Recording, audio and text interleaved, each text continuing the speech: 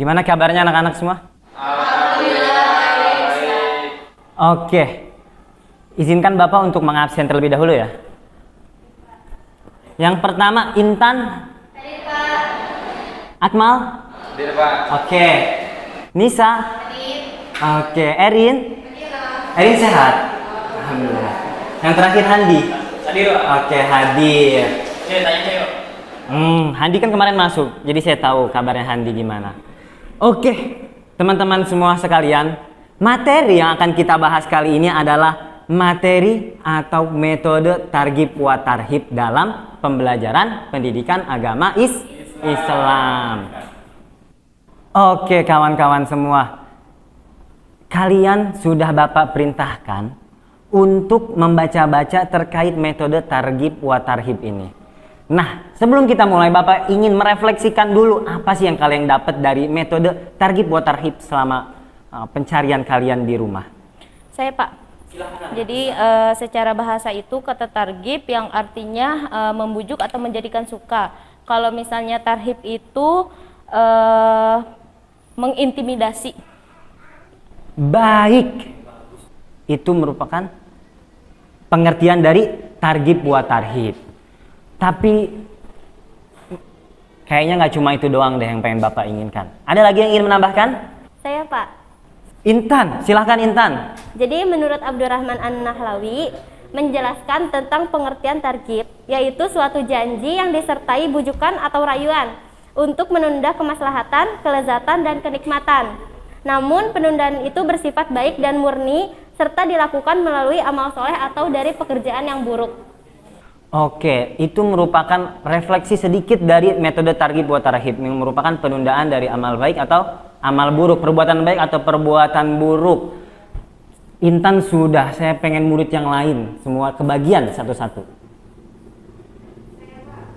Erin, oke Erin, semangat Erin, mulai. Jadi menurut saya dari apa yang sudah disampaikan oleh Kanisa dan Intan dapat disimpulkan bahwa targhib wa tarhib itu merupakan hal pokok, yaitu janji dan ancaman, perbuatan atau tindakan, akibat atau hasil yang akan diterima. Oke Erin. Jadi kalau saya boleh nambahkan Pak.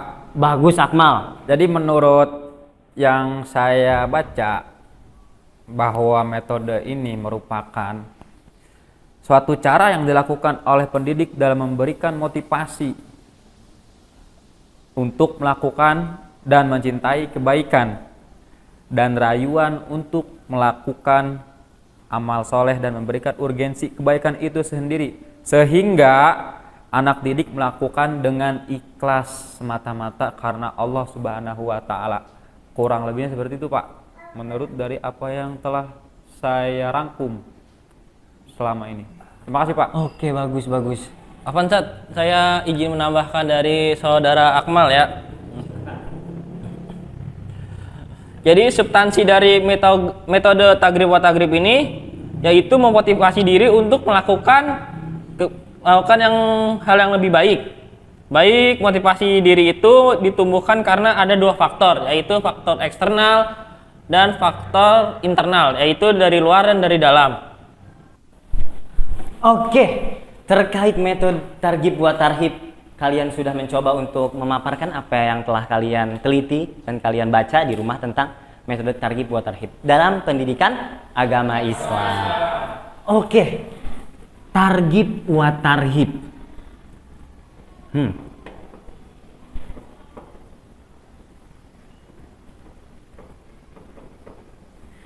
Metode targhib wa tarhib secara singkat atau secara simpelnya bisa kita artikan itu adalah sebuah reward and punishment, walaupun ada perbedaan dalam metode targhib wa tarhib dalam Islam dan reward punishment dalam budaya barat atau dalam pendidikan barat. Maka targhib itu adalah sebuah reward. Apa sih reward itu? Ya, gift. Apresiasi. Reward adalah apresiasi baik berupa moral maupun non moral, ataupun real. Jadi setiap peserta didik melakukan perbuatan kebaikan, mendapatkan nilai yang lebih mendapatkan kejuaraan di dalam lomba, maka kita sebagai pendidik dapat memberikan sebuah reward atau targhib dalam pendidikan agama Islam, baik berupa moral maupun moral. Selanjutnya tarhib, atau bisa kita sebut punishment. Oke. Punishment itu sendiri merupakan sebuah hukuman. Hukuman apa sih gitu? Hukuman untuk mencegahnya terjadinya perbuatan buruk ataupun perbuatan yang tidak diinginkan dari peserta didik tersebut.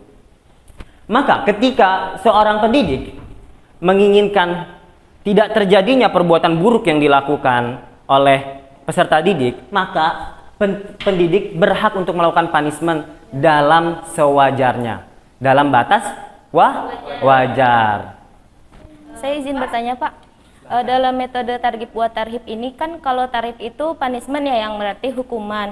Lalu hukuman seperti apa sih yang pantas diberikan oleh seorang pendidik kepada peserta didiknya? Oke. Punishment apa sih yang bisa dilakukan oleh seorang pendidik terhadap peserta didik? Sebetulnya ada dua jenis, yaitu hukuman mendidik dan hukuman yang tidak mendidik. Maka kita sebagai pendidik dan juga dulunya kita juga sebagai peserta didik, kita pasti pernah mengalami sebuah hukuman atau punishment oleh pendidik, baik itu punishment yang mendidik maupun yang tidak mendidik. Maka ketika kita atau seorang peserta didik mendapatkan punishment dari pendidik, mungkin itu akan ketidaktahuannya pendidik terkait metode tarhib atau punishment tersebut. Jadi dalam setiap hukuman yang mendidik adalah hukuman yang mengakibatkan efek jerak terhadap peserta didik. Untuk apa? Untuk tidak terulangi apa yang tidak diinginkan dari peserta didik, mulai dari perbuatan buruk, mulai dari nilai yang kurang baik, ataupun adab-adab yang tidak diinginkan. Itulah jenis-jenis atau hukuman dari seorang atau metode tarhib ini. Pak, saya Pak mau bertanya Pak. Lalu persyaratan apa saja yang boleh dilakukan dalam melakukan hukuman? Oke, dalam melakukan punishment atau dalam melakukan metode tarhib ini, Saya yang tahu pertama, Pak, mohon izin untuk menjawab pertanyaan boleh interaktif dari sekali Akmal. Saudara Silahkan. Handi. Bahwa menurut Abdullah Nasih Ulwan menyebutkan persyaratan memberikan hukuman pukulan antara lain. Yang pertama, pendidik tidak terburu-buru. Yang kedua, pendidik tidak memukul ketika sedang marah. Artinya tidak dengan menggunakan hawa nafsu seperti itu Handi. Yang ketiga, menghindari anggota yang sangat rentan ketika terkena benturan atau mengakibatkan cedera yang parah seperti kepala, muka, dada, dan perut. Orang kalau dipukul kepalanya ntar takut nggak bisa berpikir lagi, akhirnya putus. Ngampusnya berhenti karena otaknya otaknya berhenti. Terus apa? Muka, mata kalau dipukul kan nanti nggak bisa ngelihat, akhirnya apa? Berhenti lagi. Nah, yang keempat, tidak terlalu keras dan menyakiti.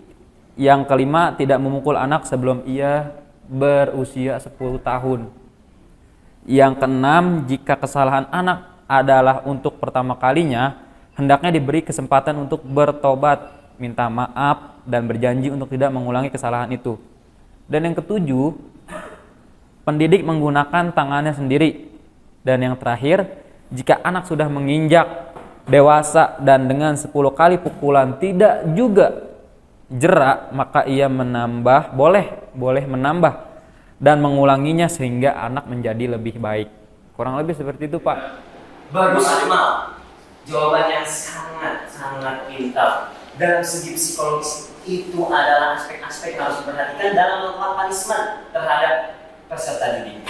Maka kita harus tahu dalam metode targhib wa tarhib ini berasal dari syariat atau ajaran Islam. Jadi sebenarnya dalam ajaran Islam itu sendiri terdapat banyak sekali dalil yang menganjurkan metode targhib wa tarhib.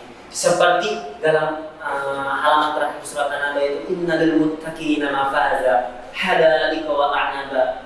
Beruntunglah atau kemenangan bagi orang-orang yang bertakwa. Innal muttaqina mafaza hadalika wa a'naba. Ganjarannya adalah sebuah surga, taman-taman surga yang kita impikan sebagai seorang muslim.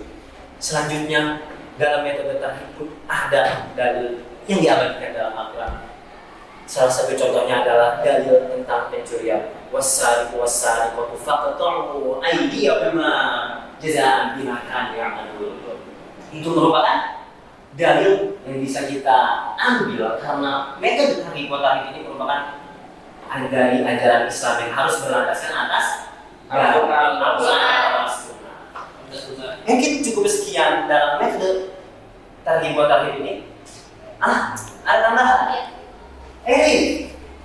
Menurut saya diperbolehkannya menghukum bukan berarti pendidik dapat melakukan hukuman sekehendak hatinya atau sesuka hati.